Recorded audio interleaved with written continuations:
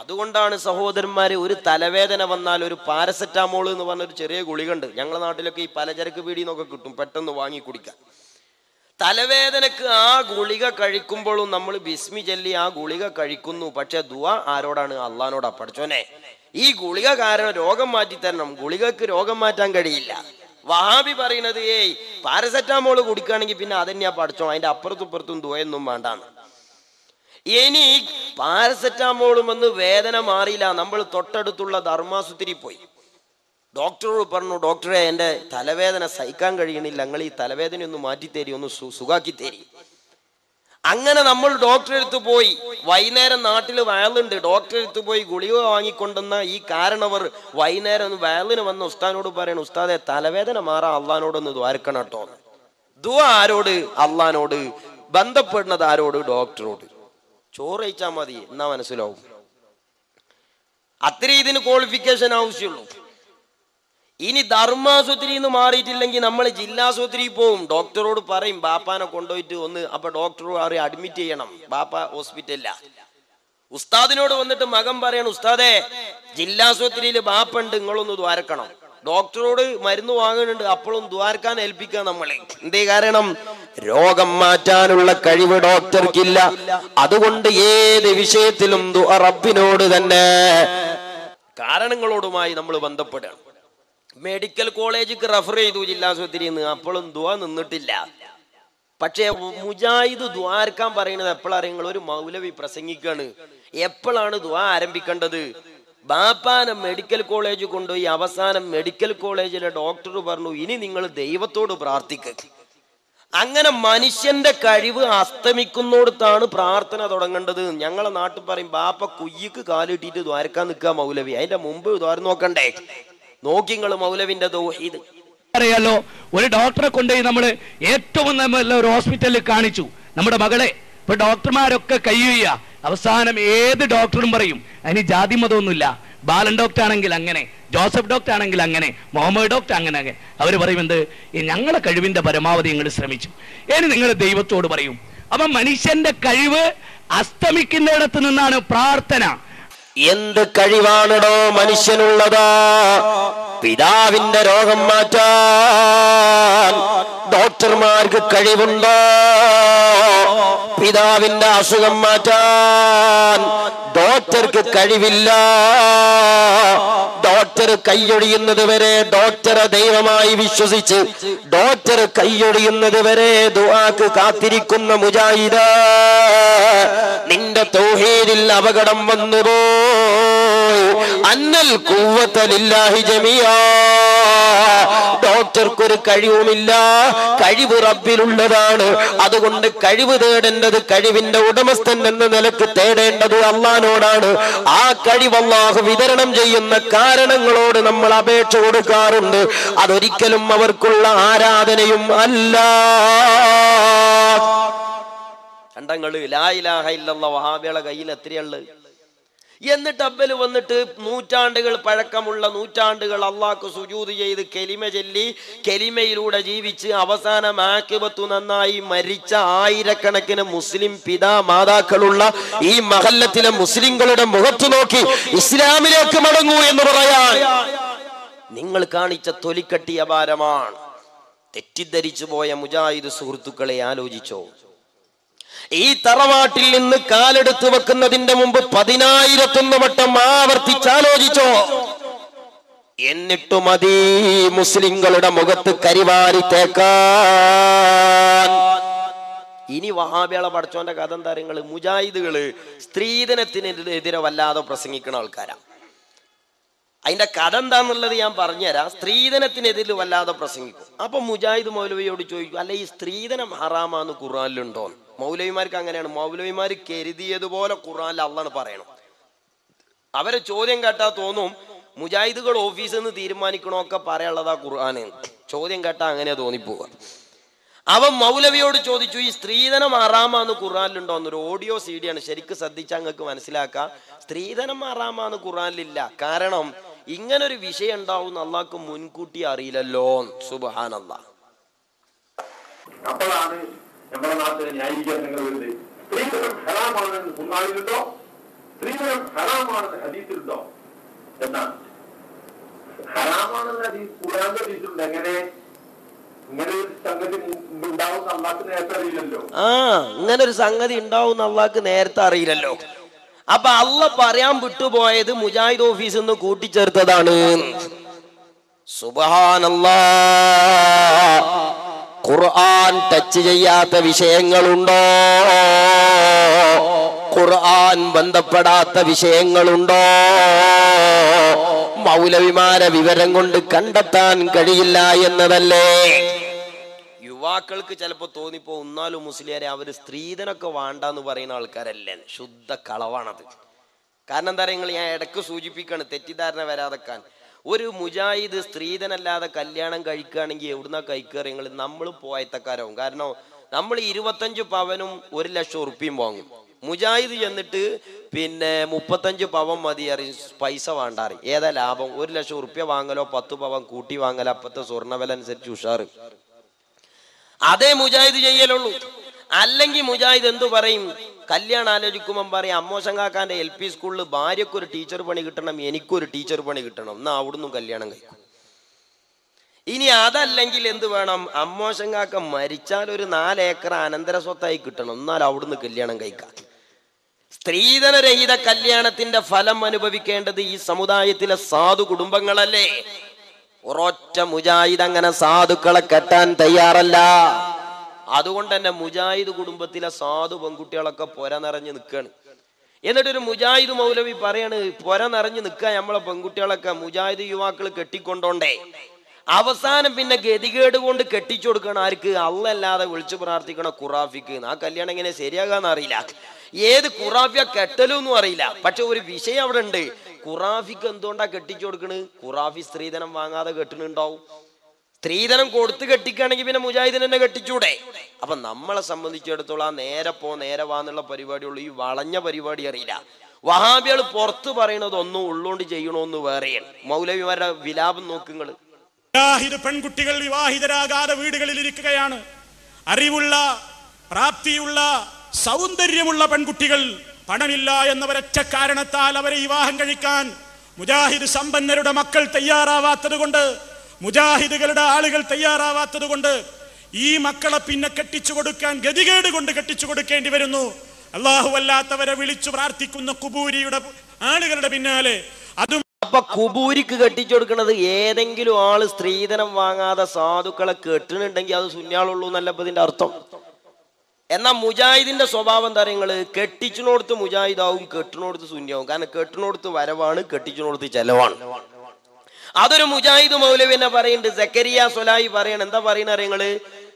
പിന്നെ സ്ത്രീധനം കിട്ടാൻ വേണ്ടിയാണ്ട് സുന്യാളെടുത്ത് പോയി പെണ്ണിട്ടു കെട്ടി. പിന്നെ കുട്ടികളൊക്കെ ആയി, കുട്ടിക്ക് അസുഖമാവും. അസുഖമാവുമ്പോ പെണ്ണുങ്ങൾ മന്ത്രിക്കും, മനസ്സാങ്ങളിങ്ങളെ മുജാഹിദും പറഞ്ഞ് നിന്നാ കുട്ടി ജീവൻ പോകും. അതുകൊണ്ട് മോലേരടുത്ത് മന്ത്രിച്ചാൻ പോണം. കേട്ടോളി. ഘട്ടങ്ങളിൽ പിശാചി നമ്മളെ സമീപിക്കും. അവിടെ നിന്ന് പോയോക്ക്, ഇവിടെ നിന്ന് പോയോക്ക്. അപ്പൊ ഇരുകാലി പിശാചുക്കളും വരും. എന്റെ സലഫി മുജാഹിദും പറഞ്ഞാലേ കുട്ടിനെ കിടത്തം കണ്ടോ എന്ന് പറയും. പെണ്ണുങ്ങൾ ഇങ്ങനെ മന്ത്രിക്കും. കാരണം അധികവും മറ്റേന്ന് കെട്ടിക്കൊടുന്നാവും സ്ത്രീധനം വാങ്ങാൻ സൗകര്യത്തിന്. അപ്പൊ ഓളെങ്ങനെ തലയണ മന്ദം, മനുഷ്യ നിങ്ങളെ സലഫിയും മുജാഹിദും പറഞ്ഞാൽ നമ്മളെ കുട്ടിന്റെ കാര്യം കേട്ടോ. ഓളൊരു കരച്ചിലും അതിലിപ്പം വീണ് നെജ്ജു എന്റെ ആങ്ങളെയും കൊണ്ടേക്ക് ആരും അറിയണ്ട. അങ്ങനെ തലയിൽ മുണ്ടിട്ടിട്ട് മെല്ലെ പോകുക. കണ്ടോ?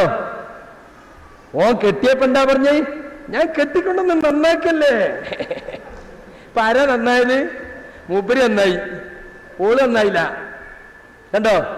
എത്ര എത്ര ആളുകളുണ്ട് എന്നറിയോ അറിയാതെ ഇത്തരം കേന്ദ്രങ്ങളിൽ പോകുന്നത്.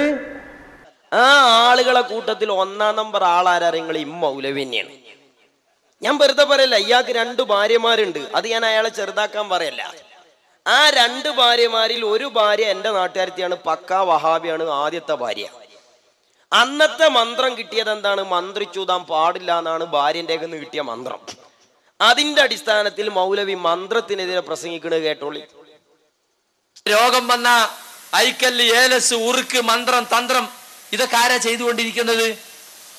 റസൂല് പഠിപ്പിച്ചത് രോഗം വന്നാൽ നിങ്ങൾ ചികിത്സിക്കണം. തദാവൗ, നിങ്ങൾ ചികിത്സിക്കണം. ഫഇന്നല്ലാഹ ലം യൻസിൽ ദാഅൻ ഇല്ലാ അൻസല ലഹു ദവാഅ. അല്ലാഹു രോഗം ഇറക്കിയിട്ടുണ്ടോ അതിന് പ്രത്യൗഷധവും ഇറക്കിയിട്ടുണ്ട്. ആ ഔഷധം കണ്ടെത്തി ചികിത്സിച്ചാൽ അള്ളാഹുവിന്റെ അനുമതി പ്രകാരം രോഗം സുഖപ്പെടുന്നതാണ്. അതിന് പകരം ഇവരെന്താ ചെയ്യുന്നത്? ഒരു തങ്ങളെടുത്ത് പോവും, അവിടുന്ന് ഒരു നൂല് ഒന്ന് കെട്ട്, ഒരു കെട്ട്, എന്നിട്ടത് കയ്യിൽ കെട്ടും അല്ലെ. ഐക്കല്ല്, ഏലസ്, ഉറുക്കെന്നൊക്കെ പറഞ്ഞ എന്താ ഇതിനകത്ത് ഉണ്ടാവുക? ഒരു കഷ്ണം കടലാസ് എടുത്തിട്ട് കുട്ടികൾ ടൈം ടേബിളിന് വരയും പോലെ തെലുങ്കും പലുങ്കും വരയുക, അലിഫ് ലാമ് അലിഫ് റാ എന്നൊക്കെ എഴുതുക. എന്നിട്ട് ഹോമിയോപ്പതിക്കാരൻ ഗുളികപ്പൊതി ചെറുതായി മടക്കുക, എന്നിട്ട് മെഴുകിൽ പൊതിഞ്ഞ തുണിയിലാക്കുക, എന്നിട്ട് നൂല് ചുറ്റുക. ഇതാണ് ഐക്കല്ല്, ഏലസ്. അത് സ്വർണത്തിനുള്ളിലാക്കിയാലും വെള്ളിന്റെ ഉള്ളിലാക്കിയാലും കടലാസിന്റെ ഉള്ളിലാക്കിയാലും ഒക്കെ സാധനം ഇത് തന്നെയാണ്. കുഴിപ്പിടിച്ചാലും അതന്നെ, ബാറ്റുന്നോ കുടിച്ചാലും അതന്നെ, ഭർത്താവ് ഗൾഫിലുള്ളപ്പോ പ്രേമം പൊളിയാതിരിക്കാൻ കൊടുക്കണ ഐക്കല്ലും അതന്നെ, കാളവൂട്ടിന് പോകുന്ന പോത്തിന്റെ അരയിൽ കെട്ടണോ അതന്നെ, ഊർച്ചമരത്തുമ്പോ കയറണ ഇരിക്കാലിപ്പോത്തിന്റെ അരയിലും അതന്നെ. ഇയാളെ ഭാഷയിൽ ഇപ്പൊ പറയണ്ടേ ഇരിക്കാലിപ്പോത്ത് എന്നാ. കാരണം എന്താ, നിങ്ങൾ പോത്തിന്റെ അരയിലാ കൗത്തിലാ ചിരട് കെട്ടുക എന്നുള്ള വിവരം കൂടി ചങ്ങാതിക്കില്ല. പോത്തിന്റെ കൗത്തിലല്ല അരയിൽ ആരെയും കൊണ്ടുപോയി ചിരട് കെട്ടലുണ്ട്. നിങ്ങളൊന്ന് ആലോചിച്ച് നോക്കി. അത് വേറൊരു വിഷയം. ദീനും അറിയില്ല ദുന്യാവും അറിയില്ല എന്ന് ചുരുക്കം ഇരിക്കട്ടെ. ഇത് അയാൾ ആദ്യം കിട്ടിയ മന്ത്രത്തിന്റെ പേരിൽ പറഞ്ഞതാണ്.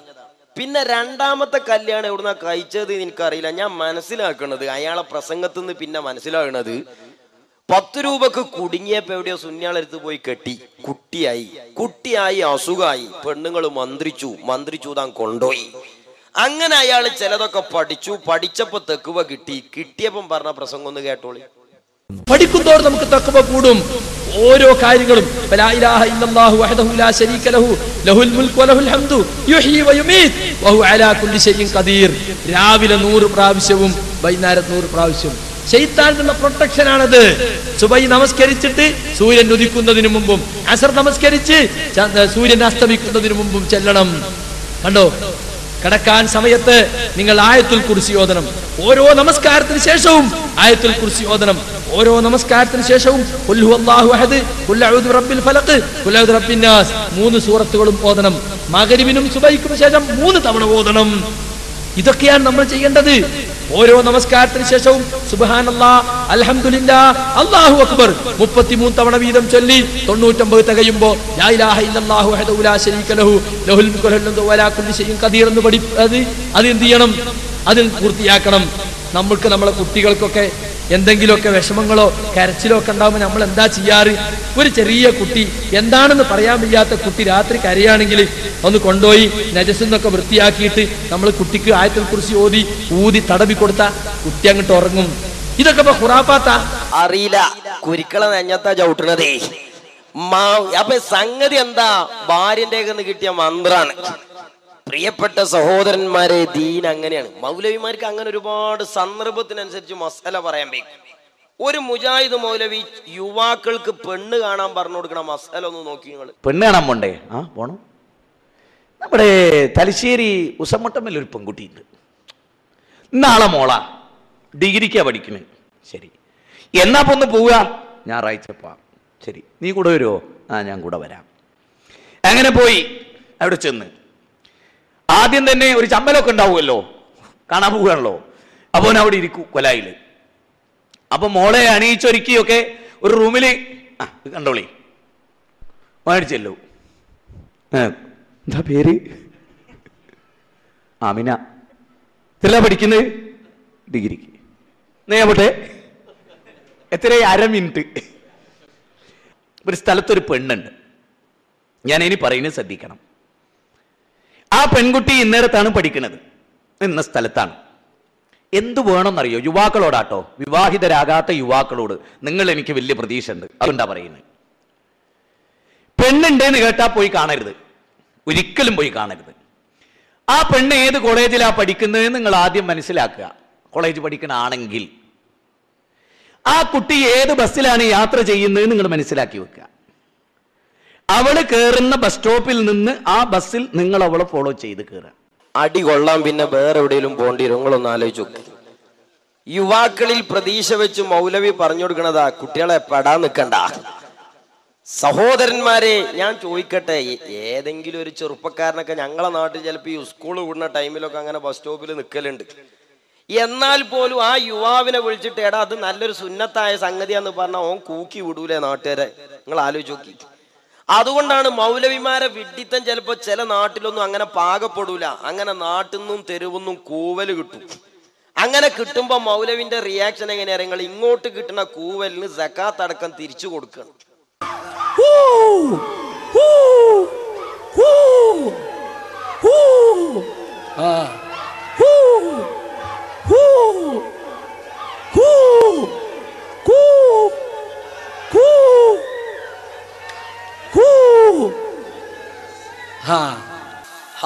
റോട്ടുമ്മ ഏതൊക്കെ തരത്തിലെ മനുഷ്യന്മാരുണ്ടാവും. ആ റോട്ടിൽ നിന്ന് വരുന്ന മുഴുവൻ പ്രതികരണത്തിനും അനുസരിച്ച് ഒരു പണ്ഡിതൻ സ്റ്റേജും ഒന്ന് കോലം കെട്ടി ആടാൻ പാടുണ്ടാവും. എന്നാൽ ഈ കൂവലിന്റെ മസാല വേറൊരു മൗലവി പറഞ്ഞു തരുന്നുണ്ട്. മുജാഹിദ് ബാലുശ്ശേരി എന്ന് പറഞ്ഞ മൗലവി പറയും ഈ കൂക്ക എന്നുള്ളത് അത് ഈ പിന്നെ അബൂജഹലിന്റെ പരിപാടിയാന്ന്. അങ്ങനെ കിതാബിൽ നമ്മളെവിടെയും കണ്ടിട്ടില്ല. മൗലവി പറയുന്നത് അത് കൂക്കണ പരിപാടി അബൂജഹലിന്റെ പരിപാടിയാണ് എന്നാ. കാരണം കൂക്കിയ അബൂജഹലിന്റെ പാർട്ടിയായി പോകും. അതുകൊണ്ട് കാരണം കൂക്കിയ അബൂജഹലിന്റെ പാർട്ടിയായി പോകും. ആ സമ്പ്രദായം അബൂജഹലിന്റെയും കൂട്ടരെയും സമ്പ്രദായ. അതുകൊണ്ട് അബൂജഹലിനെ ഒന്നും കൂടി പരിചയപ്പെട്ടോളി.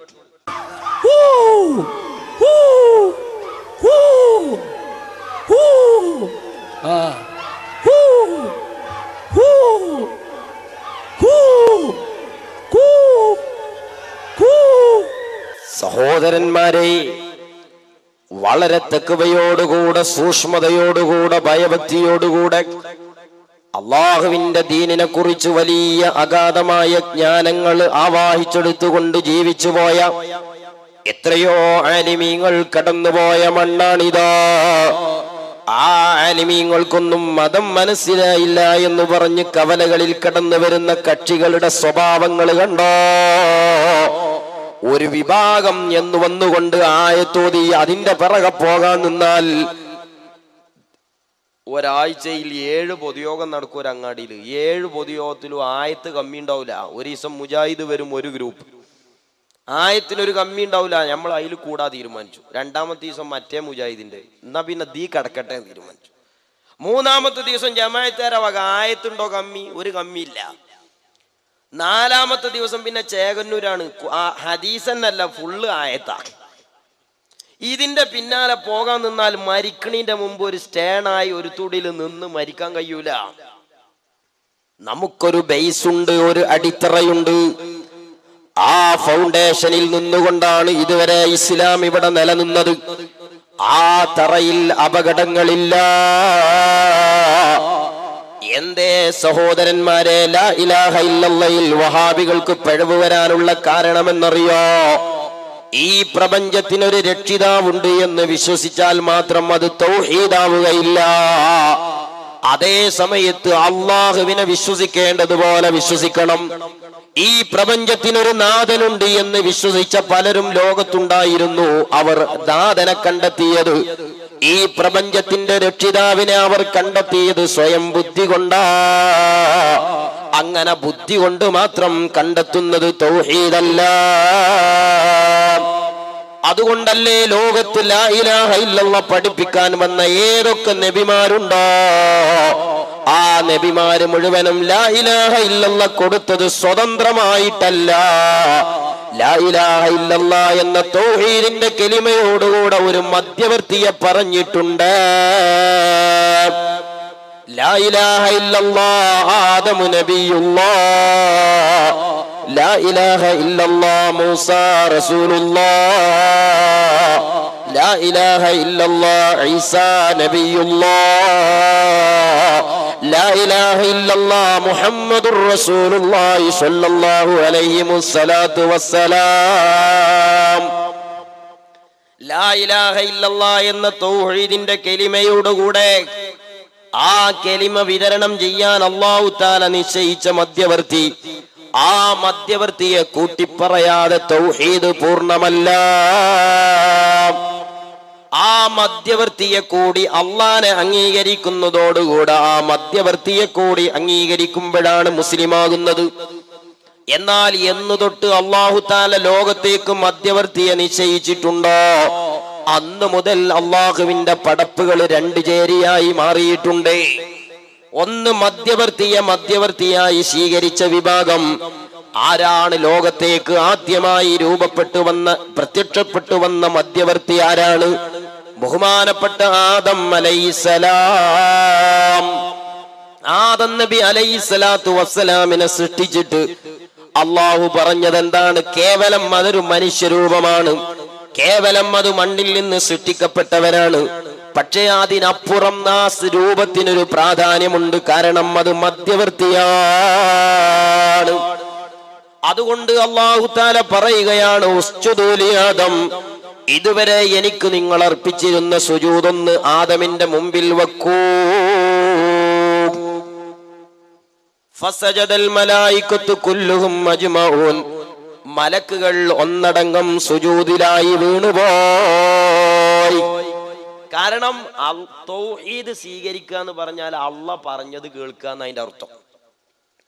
അതുവരെ അള്ളാഹ്ക്ക് ചെയ്ത സുജൂദ് ആദം അലൈഹിസ്സലാമിന്റെ മുമ്പിൽ നൽകാൻ അള്ളാഹ് ആവശ്യപ്പെട്ടാൽ ആദം അലൈഹിസ്സലാമിനോടുള്ള ബഹുമാനമാണ് ആ സുജൂദ്. അള്ളാന്റെ കൽപ്പന അനുസരിക്കലായതുകൊണ്ട് അള്ളാഹ്ക്കുള്ള ആരാധനയുമാണ് ആ സുജൂദ് എന്ന് മലക്ക് മനസ്സിലാക്കി. പക്ഷേ ഞങ്ങളെ നാട്ടിലൊരു ചൊല്ലുണ്ട്, ഇടിതട്ടിയ കവുങ്ങുപോലെ കൂട്ടത്തിൽ ഒരുത്തൻ കുമ്പിടാതെ നിൽക്കുകയാണ്, ഇല്ലാ ഇബ്ലീസ് ലഅനത്തുല്ലാഹി അലൈഹി. ചങ്ങാതി സുജൂദ് ചെയ്തില്ല. അവൻ പറഞ്ഞു, മണ്ണോണ്ടല്ലേ, മനുഷ്യരൂപല്ലേ, എന്തിനാ സുജൂദ്? നിങ്ങൾ കേട്ടുക്കണോ? ഇബ്ലീസിന് അള്ളാഹ്ക്ക് സുജൂദ് ചെയ്യണീൽ ഒരു തർക്കമല്ലല്ലോ. ആരെങ്കിലും പറയുന്നിട്ട് നിങ്ങളങ്ങനെ അള്ളാനെ സംബന്ധിച്ചോ നരകത്തെ സംബന്ധിച്ചോ സ്വർഗത്തെ സംബന്ധിച്ചോ ബോധ്യല്ലാഞ്ഞിട്ടല്ല. ആദം അലൈഹിസ്സലാമിന് തന്റെ കണ്ണുകൊണ്ട് കണ്ട സൃഷ്ടിരൂപത്തിന്റെ അപ്പുറത്തൊരു പ്രാധാന്യം, ഒരസാധാരണമായ പവർ, ആ പവറിനുള്ള അംഗീകാരം കൊടുക്കാൻ ഇബ്ലീസിന്റെ മനസ്സു പാകപ്പെട്ടില്ല. അബാവസ്തക്ബറ വകാന മിനൽ കാഫിരീൻ. ആ മധ്യവർത്തിയെ സ്വീകരിക്കേണ്ടതുപോലെ സ്വീകരിക്കാൻ തയ്യാറില്ലാത്തത് കൊണ്ട് ഇബ്ലീസ് അവിശ്വാസികളിൽ പെട്ടുപോയി. പിന്നെ ലോകത്തിൽ ലക്ഷക്കണക്കായ മധ്യവർത്തികൾ വന്നു. ഓരോ നബിമാര് വരുമ്പോഴും സമുദായം രണ്ടു ചേരിയാണ്. ഒരു വിഭാഗം അവർക്കുള്ള സാധാരണക്ക് പുറമെ അവരിലുള്ള ഒരു അസാധാരണത്വം മനസ്സിലാക്കി അവരാണ് വിശ്വാസികൾ. എന്നാൽ അവിശ്വാസികളായ ആളുകളോ അവര് പറഞ്ഞു, സ്വാലിഹേ ഞങ്ങളും മാർക്കറ്റിൽ വരുന്നുണ്ട്, നിങ്ങളും വരുന്നുണ്ട്, ഞങ്ങൾക്കുണ്ട് ഭാര്യ, നിങ്ങൾക്കുണ്ട് ഭാര്യ, ഞങ്ങൾക്കുണ്ട് മക്കൾ, നിങ്ങൾക്കുണ്ട് മക്കൾ, അതിനപ്പുറം നിങ്ങൾക്ക് എന്തുണ്ട്? ഒന്നുമില്ല. ആ അമ്പിയാക്കളുടെ അസാധാരണത്വം അംഗീകരിക്കാൻ തയ്യാറാകാത്തവർ അവിശ്വാസികളാണ്. മഹാനായ മുഹമ്മദുർ റസൂലുള്ളാഹി സ്വല്ലല്ലാഹു അലൈഹി വസല്ലം തങ്ങളെ ഇസ്ലാമിക പ്രബോധനവുമായി രംഗത്ത് വന്നപ്പോൾ ഇതുപോലെ ഒരു വിഭാഗം അള്ളാഹുവിന്റെ ഹബീബിന്റെ അസാധാരണത്വം അംഗീകരിച്ചുകൊണ്ട് അള്ളാഹിന്റെ ഹബീബിന്റെ കൂടെ നിന്നു. അവരാണ് വിശ്വാസികൾ, അവരാണ് സ്വഹാബ. എന്നാൽ വേറൊരു വിഭാഗം പരസ്യമായി ആ നേതാവിന്റെ അസാധാരണത്വം തള്ളിക്കളഞ്ഞു. അത് കേവലം ഒരു മുഹമ്മദായി മാത്രം അവർ കണ്ടു. അവരാണ് അവിശ്വാസികൾ, അവരാണ് കാഫിറുകൾ. എന്നാൽ പരിശുദ്ധമായ ഖുർആൻ മൂന്നാമത്തെ ടീമിനെ കൂടി പരിചയപ്പെടുത്തുകയാണ്. ആരാണ് ആ മൂന്നാമത്തെ ടീം? ഇദാ ജാഅക്കൽ മുനാഫിഖൂന ഖാലൂ നശ്ഹദു ഇന്നക ലറസൂലുള്ളാഹ്. തൊള്ള കൊണ്ട് വായ കൊണ്ട് ലാ ഇലാഹ ഇല്ലല്ലാഹ് മുഹമ്മദുർ റസൂലുള്ളാഹ് വന്ന് ആണയിടുന്നവരാണ്. പക്ഷേ വായ കൊണ്ടത് പറയുന്നുണ്ടെങ്കിലും വല്ലാഹു യഅലമു ഇന്നക ലറസൂലുഹു, അവരുടെ ഖൽബിൽ വിശ്വാസമില്ലാത്തത് കൊണ്ട് അല്ലാഹ് പറയുകയാണ് അങ്ങ് നബിയാണെന്ന് സാക്ഷ്യപ്പെടുത്താൻ അവരുടെ കേവല ഡയലോഗ് ആവശ്യമില്ല. വല്ലാഹു യശ്ഹദു ഇന്നൽ മുനാഫിഖീന ലകാദിബൂൻ. മുനാഫിഖീങ്ങൾ ഖൽബിൽ വിശ്വാസമില്ലാത്തവരാണ്. സുബ്ഹാനല്ലാഹ്. കലിമ പറയുന്ന, ഖുർആൻ ഓതുന്ന, നിസ്കരിക്കാൻ വരുന്ന, പള്ളിയിൽ കയറുന്ന ഒരു ടീം. ആ ടീമിനെ സംബന്ധിച്ച് എന്താണ് ഖുർആൻ പറയുന്നത്? ഖൽബിൽ വിശ്വാസമില്ല. ഈമാനും നിഫാഖും തമ്മിൽ വേർതിരിയാൻ പറ്റാത്ത സാഹചര്യത്തിൽ വിശുദ്ധമായ ഖുർആൻ അത് വേർതിരിക്കാൻ ഒരു മാനദണ്ഡം പറയുകയാണ്. മുസ്ലിമെ, ആധുനിക കവലകളിൽ നിന്ന് കേൾക്കുന്ന ആയത്തുകളുടെ അകമ്പടിയോടുകൂടെയുള്ള വൃത്തികേടുകൾ മതങ്ങളല്ല, അതൊക്കെ കപട വിശ്വാസങ്ങളാണെന്ന് തിരിച്ചറിഞ്ഞോ. എന്താ സഹോദരന്മാരെ ഖുർആൻ പറയുന്നത്? ആമിനൂ കമാ ആമനന്നാസ്, ആമിനൂ കമാ ആമനന്നാസ്. യഥാർത്ഥ ഈമാൻ എന്ന് പറയുന്നത് മുഹമ്മദുർ റസൂലുള്ളാഹി സ്വല്ലല്ലാഹു അലൈഹി വസല്ലമ ഉൾപ്പെടെയുള്ള വിശ്വാസകാര്യങ്ങളിൽ എന്താണോ സ്വഹാബത്ത് അനുവർത്തിക്കുകയും വിശ്വസിക്കുകയും ചെയ്തുകൊണ്ടിരുന്ന നിലപാടുകൾ, ആ നിലപാടുകൾ വിശ്വസിച്ചവരാണ് മുസ്ലിങ്ങൾ. ആ നിലപാട് അംഗീകരിക്കാൻ ആവശ്യപ്പെട്ടാൽ അനുഉമിനു കമാ ആമന സുഫഹാ, ആ സ്വഹാബത്ത് വിശ്വസിച്ചതൊക്കെയൊന്നും വിശ്വസിക്കാൻ കഴിയില്ല. ആ സ്വഹാബത്ത് അംഗീകരിച്ചതൊന്നും അംഗീകരിക്കാൻ കഴിയില്ല. അതൊന്നും ഞങ്ങളെ ബുദ്ധിക്കൊക്കുന്നതല്ല, അതൊന്നും ഞങ്ങളെ ചിന്തക്ക് പാകപ്പെടുന്നതല്ല എന്ന് പറഞ്ഞു മാറി നിൽക്കുന്ന കക്ഷികൾ, അവർ ആയത്ത് പറഞ്ഞാലും അവർ ഹദീസ് പറഞ്ഞാലും അവർ പള്ളിയിൽ വന്നാലും അവർ കുടുംബത്തിലുണ്ടായാലും അവർ മുഅ്മിനീങ്ങളല്ല, അവർ കള്ളന്മാരാണ്.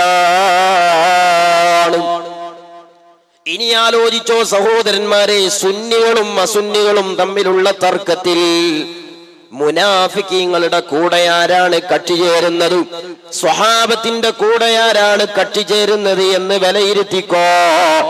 മഹാനായ നബി സല്ലല്ലാഹു അലൈഹി വസല്ലമ തങ്ങളെ സംബന്ധിച്ച് സ്വഹാബത്തിന്റെ വിശ്വാസം എന്താണ്? അവിടത്തെ പള്ളിയിൽ നിന്ന് പ്രഭാത നിസ്കാരം കഴിഞ്ഞ് അള്ളാഹുവിന്റെ ഹബീബ് പുറത്തിറങ്ങിപ്പോന്നാൽ ആ പള്ളിയുടെ പരിസരത്ത് സ്വഹാബത്ത് കാത്തു നിൽക്കുകയാണ് വെള്ളപ്പാത്രവുമായി. എന്തിനാണ് സ്വഹാബത്ത് കാത്തു നിൽക്കുന്നതെന്നറിയോ? അള്ളാന്റെ ഹബീബിന്റെ കൈയൊന്ന് വെള്ളത്തിൽ മുക്കിക്കിട്ടാനാണ്. ആ വെള്ളത്തിൽ അള്ളാന്റെ ഹബീബിന്റെ കൈയൊന്ന് മുക്കിയാൽ ആ വെള്ളത്തിന് പവറുണ്ട്, ആ വെള്ളത്തിന് ശിഫയുണ്ട്, ആ വെള്ളത്തിന് പുണ്യമുണ്ട്. ആമിനൂ കമാ ആമനന്നാസ്. നബി സല്ലല്ലാഹു അലൈഹി വസല്ലമ തങ്ങളുടെ കൈ മുക്കിയ വെള്ളത്തിന് പവറുണ്ട് എന്ന് സ്വഹാബത്ത് വിശ്വസിക്കുന്നു. ആ വെള്ളം മുക്കിയത് കൊണ്ടുപോകുന്നു.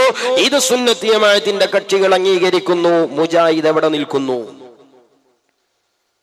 മുനാഫിഖ് എവിടെ നിൽക്കുന്നു എന്ന് ഞാൻ ചരിത്രത്തിൽ നിന്ന് പറഞ്ഞു തരാം. അള്ളാഹുവിന്റെ ഹബീബിന്റെ പ്രധാന ശിഷ്യനാണ് അബ്ദുല്ലാഹി റളിയല്ലാഹു തആല അൻഹു. ഒരിക്കൽ നബി സല്ലല്ലാഹു അലൈഹി വസല്ലമ തങ്ങളുടെ മുമ്പിൽ വന്നിട്ട് പറയുകയാണ്, അഖ്തുലു അബി യാ റസൂലല്ലാഹ്, അല്ലാഹുവിന്റെ ഹബീബേ, എന്റെ പിതാവിന്റെ തല ഞാൻ വെട്ടിക്കളയട്ടെയോ തങ്ങളെ? എന്തിനാണ് ബാപ്പാന്റെ തല വെട്ടാനുള്ള സമ്മതം ചോദിക്കുന്നത്? ഒന്നുമല്ല ഹബീബേ, എന്റെ ബാപ്പ ഉബയ്യ് ഇബ്നു സലൂൽ അങ്ങയുടെ ക്ലാസ്സിൽ വരാറുണ്ടേ, അങ്ങയുടെ കൂടെ ഇരിക്കാറുണ്ട്. അങ്ങയുടെ അടുത്ത് വന്നാൽ എന്റെ ബാപ്പ അങ്ങയെ സ്വന്തം ആളാ. പക്ഷേ അങ്ങയുടെ മുന്നിൽ നിന്ന് എന്റെ ബാപ്പ പിരിഞ്ഞു പോന്നാൽ അങ്ങേരെ പണി എന്താ? നിങ്ങള് എങ്ങനെയൊക്കെയാണോ അള്ളാന്റെ ഹബീബിനെ ചെറുതാക്കാൻ കഴിയുന്നത്, ആ പണിയാണ് എന്റെ ബാപ്പാന്റെ പണി. ചിലരെ കണ്ടിട്ടില്ല നിങ്ങള്, അള്ളാനെ വലുതാക്കാൻ വേണ്ടിയാണ്ട് നബി സല്ലല്ലാഹു അലൈഹി വസല്ലമനെ ചെറുതാക്കുക. എന്താ അതിന്റെ ആവശ്യമുള്ളത്? അള്ളാനെ എത്രയും വലുതാക്കാം, അതിന് നബി സല്ലല്ലാഹു അലൈഹി വസല്ലമനെ ചെറുതാക്കണോ? നബി സല്ലല്ലാഹു അലൈഹി വസല്ലമനെ വലുതാക്കേണ്ട പോലത്തിൽ നബി സല്ലല്ലാഹു അലൈഹി വസല്ലമനെ ബഹുമാനിക്കണം. റബീഉൽ അവ്വൽ മാസം വന്നാൽ ലോകത്തെ മുസ്ലിങ്ങൾ ഗ്രന്ഥങ്ങൾ പരതുകയാണ്. ആധുനിക സമൂഹത്തിന്റെ മുമ്പിൽ അള്ളാന്റെ ഹബീബിനെ എങ്ങനെ പരിചയപ്പെടുത്തണമെന്നവർ പഠിക്കുകയാണ്. എന്നാൽ അതേ കാലത്ത് ഖുർആനും സുന്നത്തും എടുക്കുന്ന മറ്റൊരു ടീമുണ്ട്, മുജാഹിദുകൾ ഉൾപ്പെടെയുള്ളവർ. അവരെന്തിനാ ഖുർആനും സുന്നത്തും എടുക്കണ? ഈ റബീഉൽ അവ്വൽ എന്താ പുതിയ 4 തോന്നിയാസം അള്ളാന്റെ ഹബീബിനെ പറ്റി പറയണെന്ന് ആലോചിക്കാൻ. നബിദിനം എന്ന് പറഞ്ഞാൽ എന്താണ്? അള്ളാന്റെ ഹബീബിന്റെ മധു പറയാൻ മൈക്കെട്ടു, അതല്ല ഇപ്പൊ ഈ നബിദിനം. നമ്മൾ അതിനു വേണ്ടി മൈക്കെട്ടുമ്പോ തെളിവ് വയ്ക്കണം മുജാഹിദ്. അതേ റബീഉൽ അവ്വൽ നബി സല്ലല്ലാഹു അലൈഹി വസല്ലമനെ പറ്റി മദ്ഹല്ല, നബി സല്ലല്ലാഹു അലൈഹി വസല്ലമന്റെ മദ്ഹ് പറയരുത് അറിയാൻ വേണ്ടി മൈക്കെട്ടുന്നുണ്ട്. അതിന് തെളിവ് വേണ്ട. നമ്മൾ വേറൊരു കോലത്തിൽ നടത്തുന്നു, ഓല് വേറൊരു കോലത്തിൽ നടത്തുന്നു. നമ്മൾ ഹബീബിനെ വലുതാക്കണ പണി നടത്തുന്നു, അവർ ഹബീബിനെ ചെറുതാക്കണ പണി നടത്തുന്നു. ചെറുതാക്കണ പണിക്ക് പ്രത്യേകിച്ച് റബീഉൽ അവ്വൽ അങ്ങനെ കുറച്ച് പരിപാടിയൊക്കെ വല്ല തെളിവുണ്ടോ? എന്താ ഈ നബിദിനം എന്ന് പറഞ്ഞാൽ അന്ന് തല കീപ്പട്ടാക്കി നടക്കുന്നല്ലോ, മൈക്കെട്ടിട്ട് അള്ളാന്റെ ഹബീബിന്റെ മധു പറയാം. അതാണ് ഇപ്പൊ ഈ നബിദിനം എന്ന് പറഞ്ഞാൽ നമുക്ക് കാണാൻ പറ്റിയൊരു കോലം. അപ്പോ അങ്ങനെ ഉള്ളൊരു രൂപം. എന്നാ അതേ സ്വഭാവത്തിൽ തന്നെയല്ലേ മുജാഹിദ് മൈക്കെട്ടുന്നത്? എന്തിന്? നബി സല്ലല്ലാഹു അലൈഹി വസല്ലമയുടെ മദ്ഹ് പറയരുത് അറിയാന്. നമ്മൾ മൈക്കെട്ടുന്നത് നബി സല്ലല്ലാഹു അലൈഹി വസല്ലമയുടെ മദ്ഹ് പറയണം എന്നറിയാന്. എന്താ ഇപ്പൊ വ്യത്യാസം? പറയരുത് അറിയാൻ വേണ്ടിയാണ് മൈക്കെട്ടാനും സ്റ്റേജ് ഇട്ടാനും തെളിവുണ്ടോ? എന്നാ പറയണം എന്നറിയാനുണ്ട്. ഇൻഷാ അല്ലാഹ് ഞാൻ അതിലേക്ക് സന്ദർഭം പോലെ വരുന്നു. ഇതുതന്നെയാണ് ഉബയ്യ് ഇബ്നു സലൂലിന്റെ സ്വഭാവം. അള്ളാഹുവിന്റെ ഹബീബിന്റെ കൂടെ നിൽക്കുമ്പോ ഹബീബിന്റെ സ്വന്തക്കാരനാണ്. അവിടെ ഹബീബിന് അതൊന്നും അറിയാഞ്ഞിട്ടല്ല, പക്ഷേ അതിലൊക്കെ ഇടപെടുന്നതിന് പരിമിതിയുണ്ട്. ആ സന്നിധാനത്തിൽ നിന്ന് പോന്നാൽ പിന്നെ ഹബീബിനെ താറടിക്കുകയാണ്. ഈ കേസാണ് അബ്ദുല്ലാഹി റളിയല്ലാഹു അൻഹു പറയുന്നത്. അതിന്റെ പേരിലാണ് തലവെട്ടാൻ സമ്മതം തേടുന്നത്. നബി സല്ലല്ലാഹു അലൈഹി വസല്ലം പറഞ്ഞു, ലാ തഖ്തുൽ അബാക്, മോനെ നിന്റെ ബാപ്പയാണ്. മാത്രല്ല പൊതുസമൂഹത്തിന്റെ ഇടയിൽ അയാൾ മുസ്ലിമാണ്. നേരത്തെ നിങ്ങൾ കണ്ടില്ല, മൗലവിമാരെ പ്രസംഗം കേട്ടുകണ്ടല്ലേ ക്രൈസ്തവ പുരോഹിതൻ ഖുർആനെ അള്ളാനെ അവഹേളിച്ച്. അതിന് പുരോഹിതനെ പറഞ്ഞിട്ട് കാര്യമില്ല. അവരുടെ നിലപാട്, അവരെ വിശ്വാസപ്രകാരം ഇവരൊക്കെ മുസ്ലിം പ്ലാറ്റ്ഫോമിൽ ഇസ്ലാമിനെ പ്രതിനിധീകരിക്കുന്നതാണ്, അവരുടെ പ്രഭാഷണം എന്നാണ് അവർ മനസ്സിലാക്കണേ. അത് തിരുത്തി കൊടുക്കാനാണ് നമ്മൾ ഇതുപോലെയുള്ള വേദി സംഘടിപ്പിക്കുന്നത്. അള്ളാഹു നമ്മുടെ മജ്ലിസ് കബൂലാക്കുമാറാവട്ടെ. സഹോദരന്മാരെ, ആമീൻ പറയാനും സ്വലാത്ത് പറയാനൊന്നും പിസ്കത്തരം കാട്ടണ്ട. അതങ്ങനെ അതിന്റെ അടിയിൽ നടന്നോട്ടെ.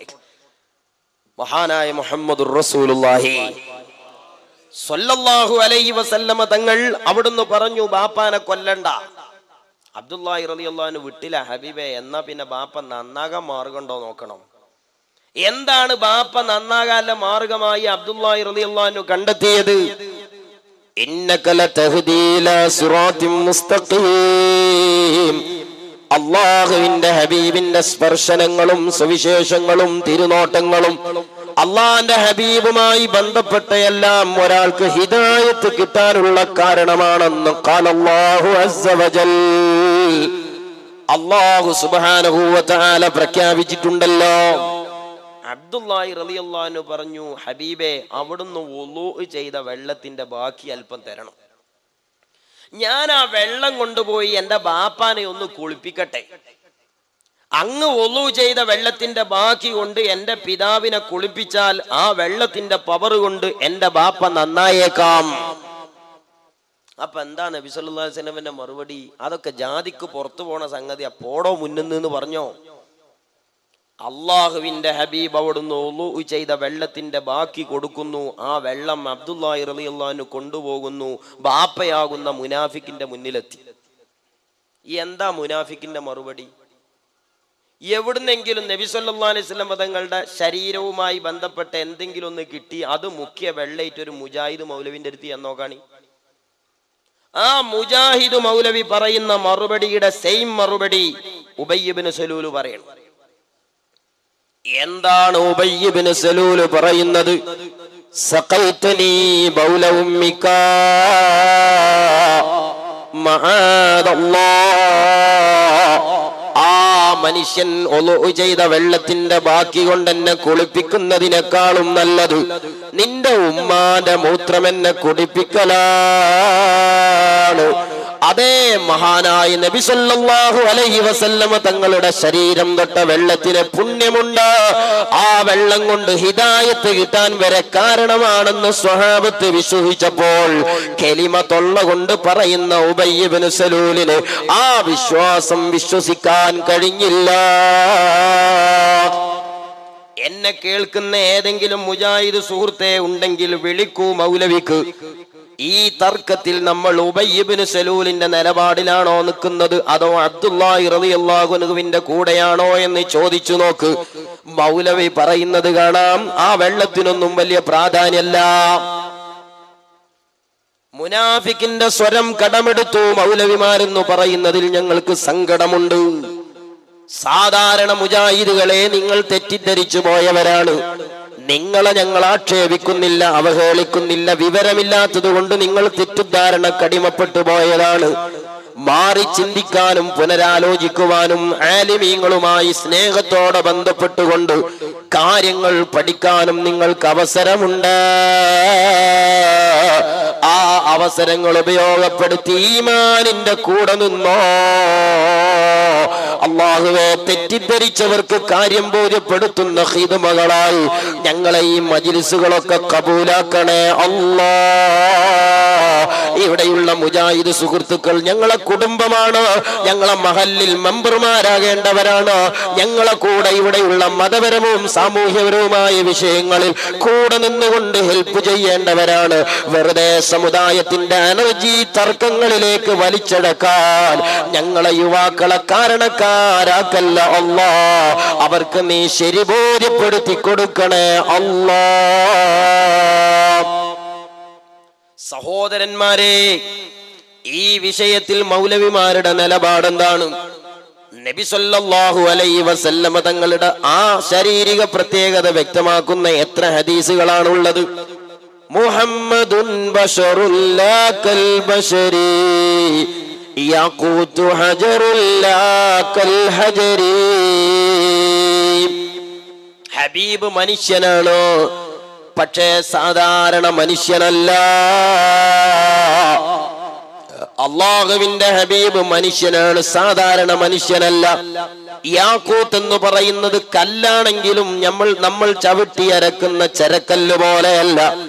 ഇതുപോലെ അള്ളാന്റെ ഹബീബിന്റെ കേൾവിക്ക് പവറുണ്ട്, അള്ളാന്റെ ഹബീബിന്റെ കാഴ്ചക്ക് പവറുണ്ട്. അള്ളാഹുവിന്റെ ഹബീബിന്റെ ശാരീരിക പ്രത്യേകതകൾ മുഴുവനും പവറുള്ളതും പുണ്യമുള്ളതുമാണ്. ആമിനു കമാ ആമനന്നാസ്.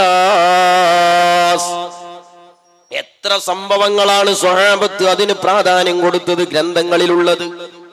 ഇമാം ബുഖാരി റളിയല്ലാഹു തആല അൻഹു ഉദ്ധരിക്കുന്ന ഹദീസ്, അവിടത്തെ ബന്ധുവായ മുസ്ലിം ബീവി റളിയല്ലാഹു തആല അൻഹയുടെ വീട്ടിലെത്തുകയാണ് ഹബീബ്. അവിടെ നിന്ന് മെല്ലെ അവിടെ ഉറങ്ങിപ്പോയി. ആ സമയത്ത് ഹബീബിന്റെ ശരീരത്തിൽ നിന്ന് വിയർപ്പ് പൊടിയുകയാണ്. മുസ്ലിം റളിയല്ലാഹു തആല അൻഹ കയ്യിൽ ഒരു കുപ്പിയെടുത്ത് അവിടത്തെ ചാരത്തു ചെന്ന് കൈത്തലങ്ങളെ കൊണ്ട് വിയർപ്പ് വടിച്ചെടുക്കുന്നോ.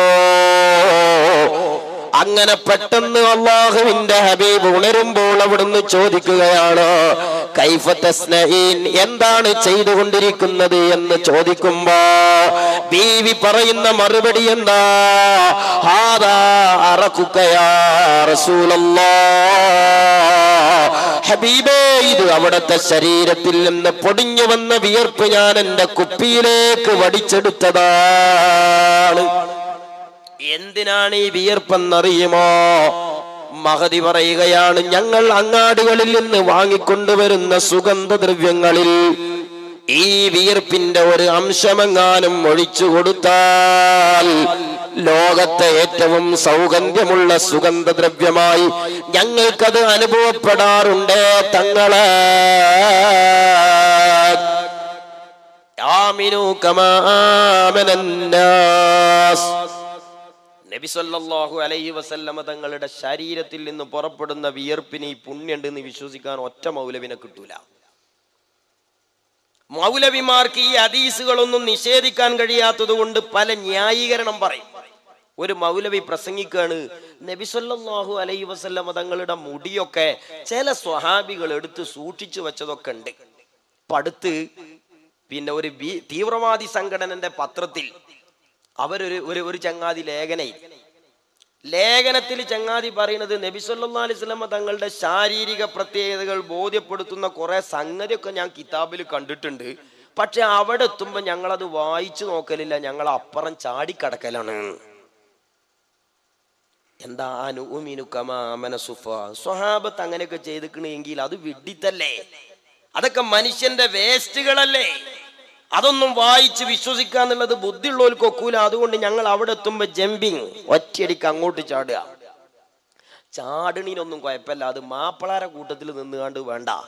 ചാട്ടൊന്നും ഊക്കിച്ചാടിയാണ് പുറത്തു പോകൂല, എന്നാ പിന്നെ സമുദായം രക്ഷപ്പെടൂലേ? ഇത്തിരി ഞങ്ങൾക്ക് പറയാനുള്ളൂ. സമുദായത്തിന്റെ പേരിൽ ഇതൊന്നും വേണ്ട. സഹോദരന്മാരെ ആലോചിച്ചോ?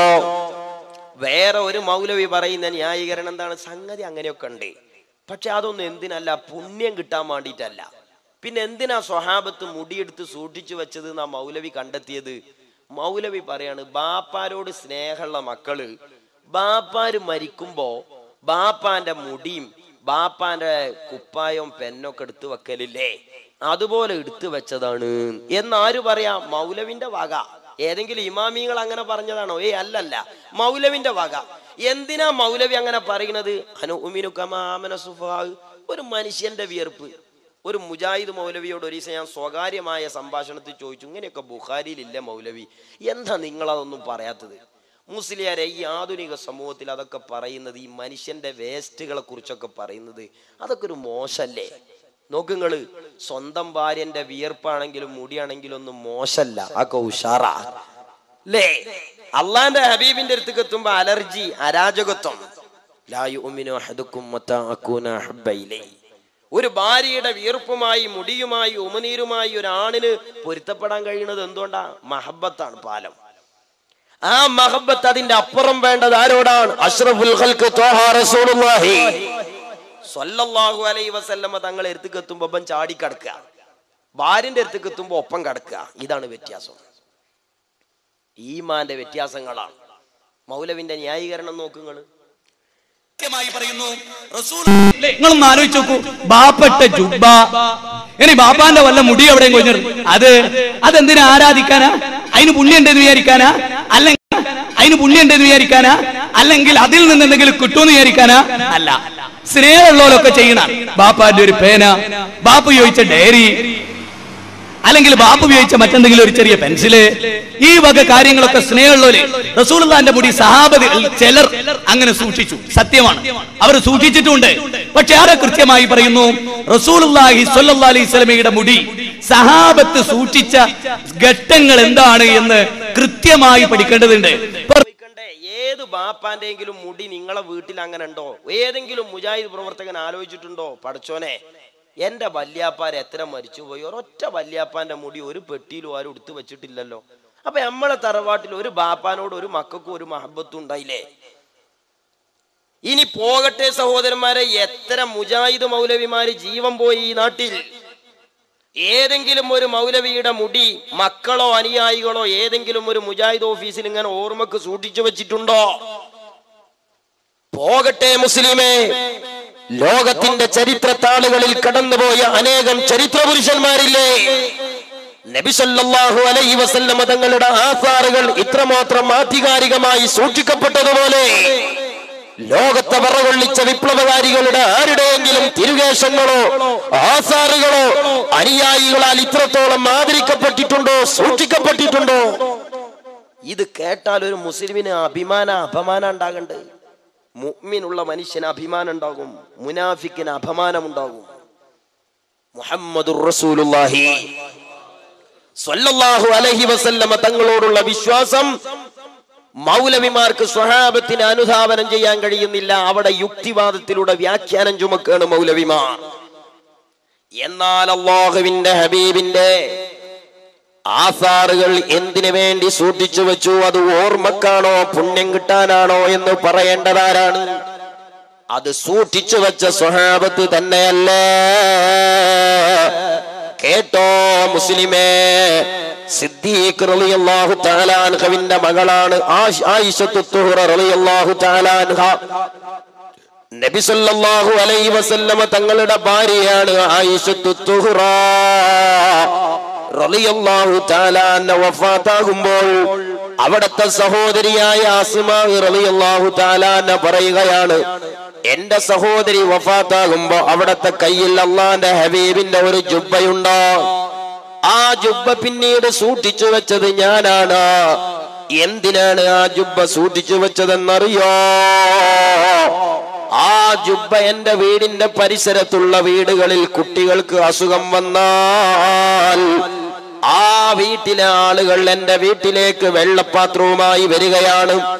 എന്റെ കയ്യിലുള്ള അല്ലാഹുവിന്റെ ഹബീബിന്റെ പരിശുദ്ധമായ ജുബ്ബ ഞാൻ ആ വെള്ളത്തിലങ്ങ് മുക്കിക്കൊടുത്താൽ, ആ വെള്ളം കൊണ്ടുപോയി രോഗികൾക്ക് ഉപയോഗിക്കാൻ കൊടുത്താൽ സുബ്ഹാനല്ലാഹ്, ആ രോഗികളുടെ രോഗം മാറാറുണ്ടെന്ന് അസ്മാ റളിയല്ലാഹു തആല അൻഹാ.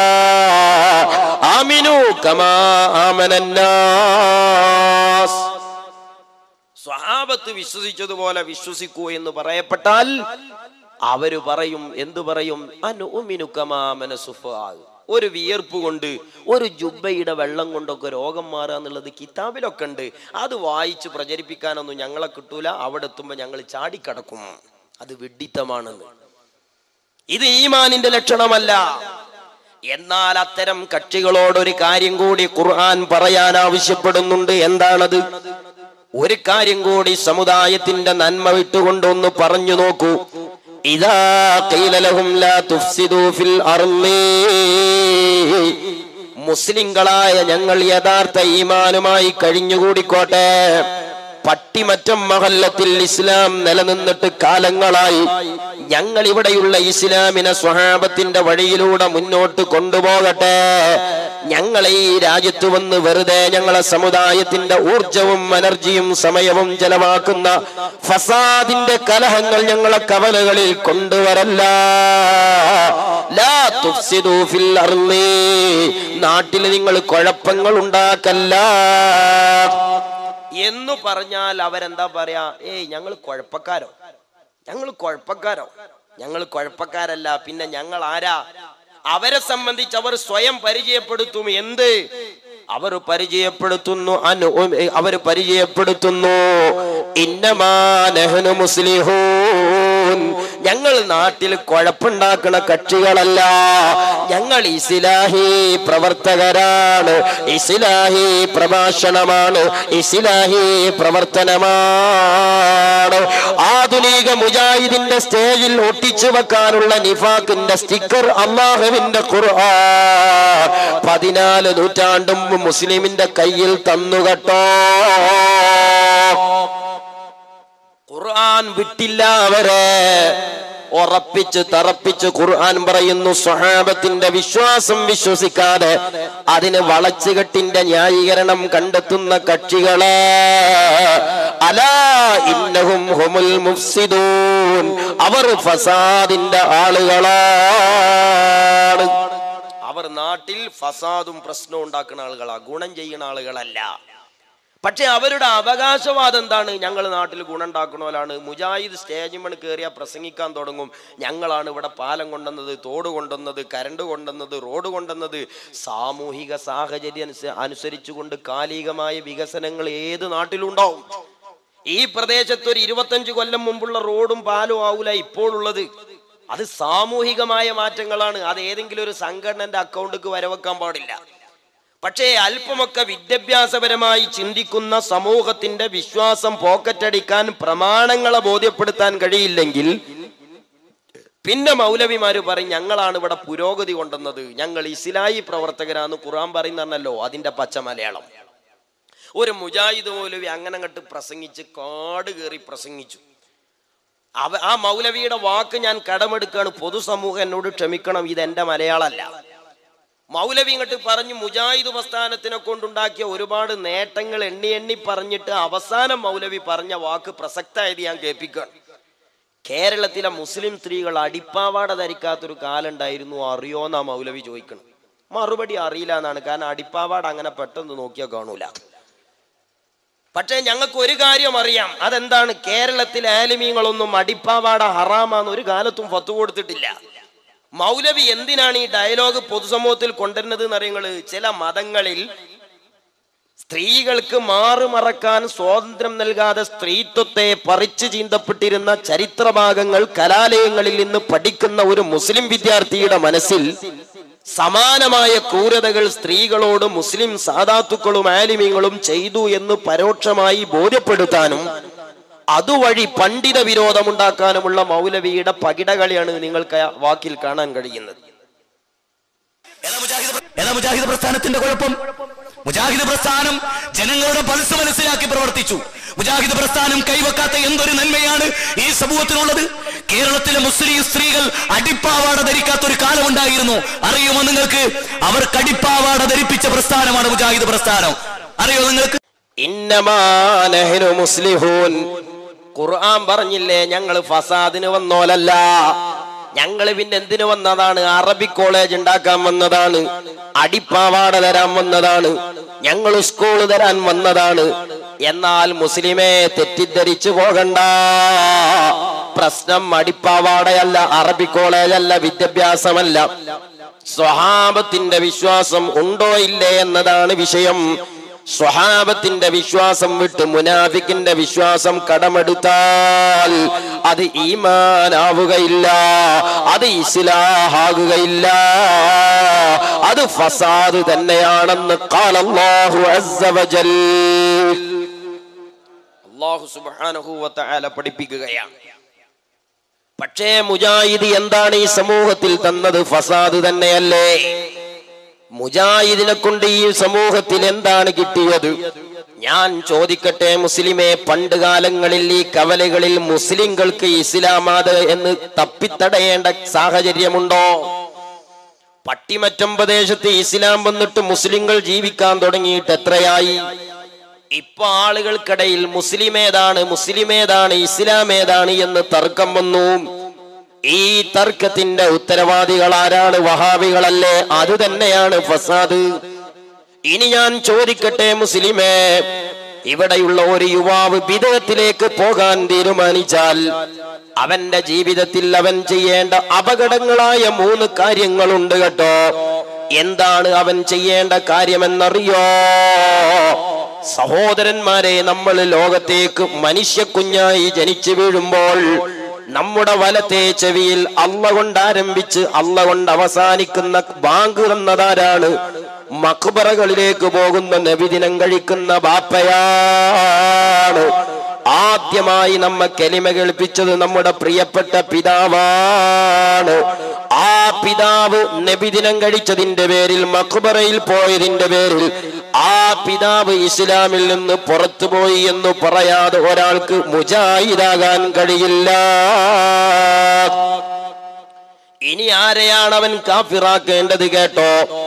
ആ പിതാവ് വലത്തെ ചെവിയിൽ ബാങ്കും ഇടത്തെ ചെവിയിൽ ഇഖാമത്തും കൊടുത്ത് ആ കുഞ്ഞിനെ തന്റെ മാതാവിന്റെ കൈകളിലേക്ക് കൈമാറ്റം ചെയ്യപ്പെടുമ്പോൾ ആ ഉമ്മ തന്റെ മകന് മതിവരുവോളം മുലപ്പാൽ നൽകി ആട്ടുതൊട്ടിലിട്ടുകൊണ്ട് ആ കുഞ്ഞുമോനെ താരാട്ടു പാട്ടുപാടി ഉറക്കിയില്ലയോ? ഹസ്ബി റബ്ബി ജല്ലല്ലാഹ് മാ ഫീ ഖൽബി ഗൈറുല്ലാഹ് നൂർ മുഹമ്മദ് സ്വല്ലല്ലാഹു ഹഖ ലാ ഇലാഹ ഇല്ലല്ലാഹ്. ആ തൊട്ടിലിന്റെ കയറ് പിടിച്ച് ആവർത്തിച്ച് കുഞ്ഞുമോന്റെ നിഷ്കളങ്ക ഹൃത്തടങ്ങളിലേക്ക് കലിമ പറഞ്ഞു കൊടുത്ത മാതാവിനെ കാഫിറാക്കാതെ നിനക്ക് മുജാഹിദാകാൻ കഴിയില്ല. ഓർമ്മയുണ്ടോ ചെറുപ്പക്കാരാ? നിനക്ക് 7 വയസ്സ് പ്രായമുള്ള സമയത്ത് ഈ കവലയിലൂടെ നിന്റെ കൈപിടിച്ച് നിന്നെ കൊണ്ടുപോയ പിതാവിന്റെ മുഖം ഓർമ്മയുണ്ടോ? ആ പിതാവ് നിന്നെ അന്ന് ആദ്യമായി കൊണ്ടുചെന്ന നിന്റെ ഗുരുനാഥന്റെ മുഖം ഓർമ്മയുണ്ടോ? ആ പിതാവ് തന്റെ മകനാ ഗുരുനാഥന്റെ കൈകളിലേക്ക് കൊടുത്ത് തന്നെ ചാരത്തേക്ക് പിടിച്ച് തന്റെ കയ്യിലേക്ക് സ്ലേറ്റും പെൻസിലും തന്നുകൊണ്ട് തന്നെ ആദ്യമായി അലിഫെന്ന് എഴുതി ആദ്യാക്ഷരം പഠിപ്പിച്ചത് അതേ ലാ ഇലാഹ ഇല്ലല്ലാഹ് എന്ന കലിമ പറയുമ്പോഴും എഴുതുമ്പോഴും എഴുതേണ്ട ആദ്യാക്ഷരമായ അലിഫ്. ആ അലിഫ് തന്നെ എഴുതി പഠിപ്പിച്ച തന്റെ ഗുരുനാഥൻ കാഫിറാണെന്ന് പറയാതെ നിനക്ക് മുജാഹിദാകാൻ കഴിയില്ല. ഓ മോനെ, നിന്റെ ജീവിതത്തിലേക്ക് തൗഹീദിന്റെ കവാടം തുറന്നു തന്ന അതിവിശുദ്ധമായ 3 കവാടങ്ങളുണ്ട് കേട്ടോ. ആ 3 കവാടങ്ങളും കുഫറായി പോയി എന്ന് പറയാതെ നിനക്ക് മുജാഹിദാകാൻ കഴിയില്ല. പേര് പറയുന്നത് ഇസ്ലാഹ് എന്നാണെങ്കിലും അലാ ഇന്നഹും ഹുമുൽ മുഫ്സിദൂൻ, അത് ഫസാദ് തന്നെയാണ്. കഫറ, ശറക എന്ന പദങ്ങൾക്ക് ഭാഷാപരമായ അർത്ഥങ്ങളുണ്ട്. ആ അർത്ഥങ്ങളെ പ്രയോഗിച്ചു എന്നതല്ല പ്രശ്നം. ഇവിടെ പരസ്യമായി തൗഹീദിൽ നിന്ന് പുറത്തുപോയി എന്ന് പറയാതെ മുജാഹിദാകാൻ കഴിയില്ല എന്നതാണ്. എത്രത്തോളം സഹോദരന്മാരെ വഹാബികൾ കാഫിറാക്കാതെ വിട്ടിട്ടുള്ളത് ആരെയാണ്? കേരളീയ മുസ്ലിം സമുദായത്തിന്റെ ചരിത്ര നാളുകളിൽ അതിപ്രധാനമായ സ്ഥാനമലങ്കരിക്കുന്ന സയ്യിദുമാരല്ലേ പാണക്കാട് കൊടപ്പനക്കൽ കുടുംബം. സംഘടനാപരമായി ഞാനൊരു പക്ഷേ മറ്റൊരു സംഘടനയിൽപ്പെട്ടവനായിരിക്കാം. എനിക്കെന്റെ വീക്ഷണങ്ങൾ ഉണ്ടാകാം, എന്റെ അപ്പുറത്തുള്ളവർക്ക് ആ വീക്ഷണങ്ങൾ ഉണ്ടാകാം. എന്റെ ഗുരുനാഥനായ ശൈഖുന കാന്തപുരം ഉസ്താദും പാണക്കാട് തങ്ങളുപ്പാപ്പയും കുറച്ചു കാലങ്ങൾ പരസ്പരം ഭിന്നിച്ചു പോയിട്ടുണ്ട്. അവസാനം വഫാത്താകുന്നതിന്റെ മുമ്പ് യോജിക്കുകയും ചെയ്തിട്ടുണ്ട്. അള്ളാഹുവെ, ആദർശപ്പൊരുത്തമുള്ള സുന്നത്ത് ജമാഅത്തിന്റെ എല്ലാ ആലിമീങ്ങളെയും സുന്നത്ത് ജമാഅത്തിന് ഖൈറായ രൂപത്തിൽ നീ ഐക്യപ്പെടുത്തണേ അല്ലാ. ഇടയ്ക്ക് ഞാൻ ഓർമ്മപ്പെടുത്തുന്നു, ഈ സദസ്സിൽ സംബന്ധിച്ച എല്ലാ ആളുകളും ഏതെങ്കിലും ഒരു സംഘടനയെ സപ്പോർട്ട് ചെയ്യാൻ വന്നതല്ല എന്ന് എനിക്കറിയാം. ഈ പരിപാടി ഇവിടെ സംഘടിപ്പിച്ചത് ഏതെങ്കിലും ഒരു സംഘടന ഉണ്ടാക്കാനുമല്ല, ദീനിനെ ദീനായി നിലനിർത്താനുള്ളതാണ് എന്ന് സംഘാടകർക്കറിയാം, സദസ്സിനറിയാം. അതുകൊണ്ട് ഇവിടെയുള്ള മുഴുവൻ സുന്നികളുടെയും കൂട്ടായ്മയാണ് ഈ പരിപാടിയുടെ വിജയം. അള്ളാഹുവേ, ഈ കൂട്ടായ്മ ഞങ്ങളുടെ മഹല്ലത്തിൽ ദീർഘകാലം നിലനിർത്തി തരണേ അല്ലാ.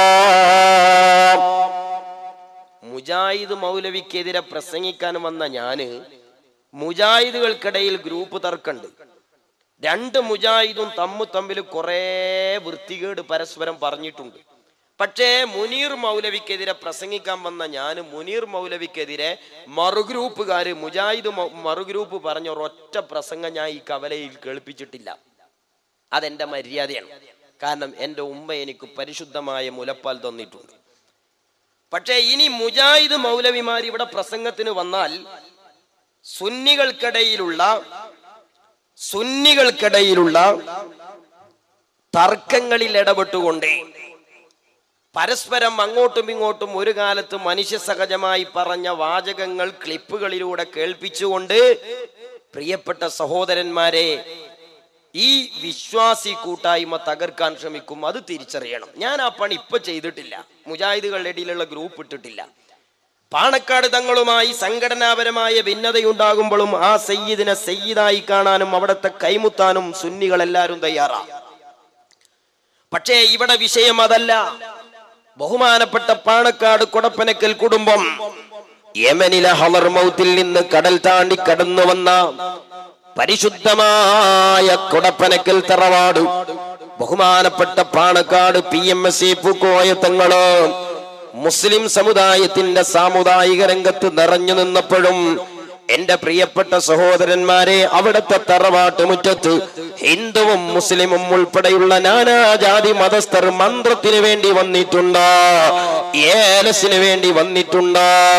ബഹുമാനപ്പെട്ട പൂക്കോയ തങ്ങളുടെ മടിത്തട്ടിലിൽ വെച്ചുകൊണ്ട് സാമുദായിക രാഷ്ട്രീയത്തിന്റെയും ആത്മീയ അഭ്യാസ പഠനത്തിന്റെയും ബാലപാഠം അഭ്യസിച്ച ബഹുമാനപ്പെട്ട മർഹൂം പാണക്കാട് മുഹമ്മദ് അലി ശിഹാബ് തങ്ങള് കേരള രാഷ്ട്രീയത്തിലെ അത്യുജ്വല നായകനായി നിലനിന്നപ്പോഴും ബഹുമാനപ്പെട്ട ശിഹാബ് തങ്ങളുടെ തിരുമുറ്റത്ത് ഹിന്ദുവും മുസ്ലിമും ആബാലവൃദ്ധം ജനങ്ങള് മന്ത്രിച്ചൂതാൻ വന്നവരാണ്, ഉറക്കെഴുതി കെട്ടാൻ വന്നവരാണ്. കൊടപ്പനക്കൽ തറവാട്ടിൽ പോയാൽ നിങ്ങൾക്കത് കാണാം. ബഹുമാനപ്പെട്ട താജുൽ ഉലമ ഉള്ളാളത്തപ്പാപ്പാന്റെ വീട്ടിൽ പോയാൽ കാണാം. മലപ്പുറത്തെ ഖലീൽ തങ്ങളുപ്പാപ്പാന്റെ വീട്ടിൽ പോയാലും കാണാം. ഹിന്ദുക്കളും മുസ്ലിങ്ങളും ഒക്കെ സ്നേഹം പങ്കുവെക്കുന്ന മുറ്റങ്ങളാണത്. അതുകൊണ്ടാണ് 1992 ഡിസംബർ 6 ബാബരി മസ്ജിദ് തകർക്കപ്പെടുമ്പോൾ ആ തകർച്ചയുടെ തിക്താനുഭവങ്ങൾ ഈ രാജ്യത്തിന്റെ ചുറ്റുഭാഗങ്ങളെ കത്തിയാളിപ്പിച്ചപ്പോൾ കേരളം വേറിട്ടു നിൽക്കാൻ കാരണം തൊട്ടടുത്ത പ്രഭാതത്തിലും സാദാത്തുക്കളുടെ വീട്ടുമുറ്റത്ത് ഇവിടെ ഹിന്ദുവും മുസ്ലിമും തോളോട് തോളുരുമ്പി നിന്ന ഹൃദയക്കാഴ്ചയുണ്ടായിരുന്നു.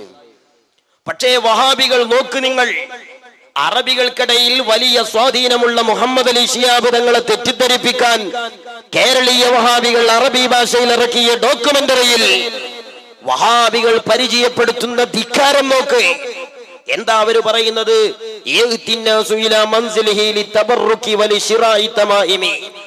കൊടപ്പനക്കലിലെ പാണക്കാട്ട വിവിധ തങ്ങന്മാരുടെ വീടുകൾ ഡോക്യുമെന്ററിയിൽ പകർത്തിയിട്ട് ആ വീടുകളിലേക്ക് വരുന്ന ജനങ്ങൾ മന്ത്രിച്ചൂതുന്നതും ശിഹാബ് തങ്ങൾ പാപ്പ ഉറക്കെഴുതി കൊടുക്കുന്നതും വീഡിയോയിൽ പകർത്തിയിട്ട് മുജാഹിദുകൾ പറയാണ്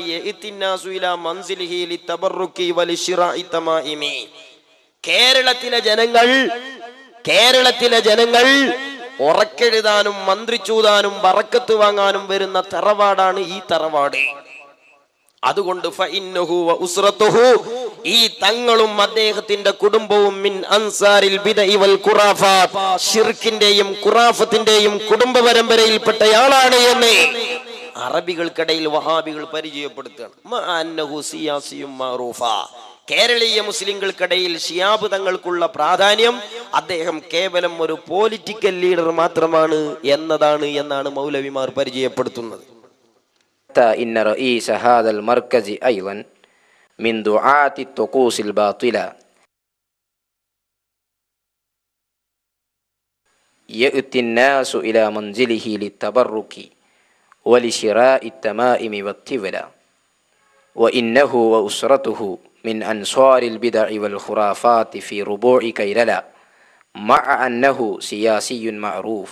ബഹുമാനപ്പെട്ട ശിയാബ് തങ്ങളും അവിടുത്തെ തറവാട്ടിലൂടെ കടന്നുപോയ പൂർവപിതാക്കളായ സാദാത്തുക്കളുമെല്ലാം കാഫിറുകളായി മരിച്ചുപോയവരാണ്. സഹോദരന്മാരെ ആലോചിച്ചു നോക്കുക. അലാ ഇന്നഹും ഹുമുൽ മുഫ്സിദൂൻ.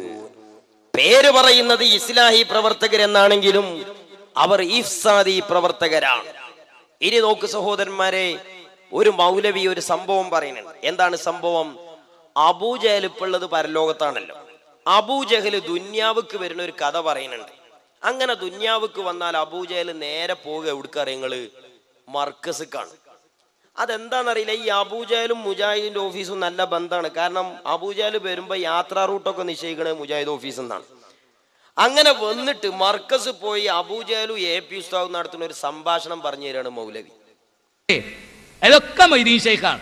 ഇന്നെങ്ങാനും അബൂജഹൽ വന്നു എന്ന് വിചാരിക്കും ഇവിടെ കേരളത്തിൽ, നേരെ മർക്കസ് സക്കാഫത്ത് സുന്നിയിലേക്ക് കയറി ചെല്ലും. അസ്സലാമു അലൈക്കും ശൈഖുനാരെ. അബൂജഹലെ നബി സല്ലല്ലാഹു അലൈഹി വസല്ലം തങ്ങളുടെ ഹയാത്ത് കാലത്ത് എത്ര വട്ടം മുന്നിൽ കൂടെ നടന്നിരിക്കണം? ഒറ്റ വട്ടം സലാം പറഞ്ഞത് ഹദീസിലുമില്ല ആയത്തിലുമില്ല. മുജാഹിദിന്റെ കയ്യിൽ അബൂജഹലിനെ കിട്ടിയപ്പോ എന്തോ ഒരു മുസാഹിഫിന്റെ നടുക്കണ്ടോ. ശൈഖുന കാന്തവരല്ലേ? ഞാൻ അബൂജഹല് മൂപ്പര് അബൂജഹൽ തന്നെ, അതിൽ തർക്കമൊന്നുമില്ല.